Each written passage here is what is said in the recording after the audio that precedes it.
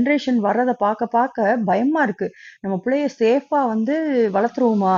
அவங்களுக்கு சேஃபா நம்ம அவங்கள வளர்த்து கல்யாணம் பண்ணி அவங்களா அவங்களுக்கு அவங்க கால்ல நிக்கிற வரைக்கும் நம்ம எப்படி அவங்கள பாதுகாக்கிறது அப்படின்னு சொல்லி ரொம்ப பயமா இருக்கு. தயவு செஞ்சு கண்டிப்பா எல்லாரும் அவங்கவங்களோட வீட்ல அவங்க குழந்தைங்களுக்கு சொல்லுங்க. சைல்டு அபியூஸ் பத்தி சொல்லுங்க. இந்த மாரி பேட் டச் பண்ணா உடனே வந்து உங்ககிட்ட சொல்லணும்னு சொல்லுங்க. ஏன்னா, நம்ம நம்ம நெனைக்கிற மாரி இந்த பேட் டச்சுங்கிற விஷயம் வந்து எங்கேயோ யாரோ ஒரு ஒரு டீச்சரு, ஒரு கடைக்கார அண்ணா, ஒரு தெரியாத மாமாலாம் பண்ணல. நம்ம வீட்ல, நம்ம ரிலேட்டிவ்ஸ், நம்ம நம்பி நம்ம குழந்தைங்கள விட்டுட்டு போறோம் தெரியுமா?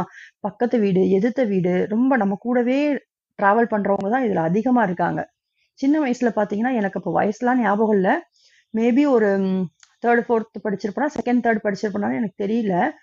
இப்போ வந்து எனக்கு ஞாபகம் இருக்கிறது பார்த்தா, என்ன என்ன சொல்லி கூட்டிட்டு போனாங்க? ஒரு அதெல்லாம் எனக்கு ஞாபகம் இல்ல. எனக்கு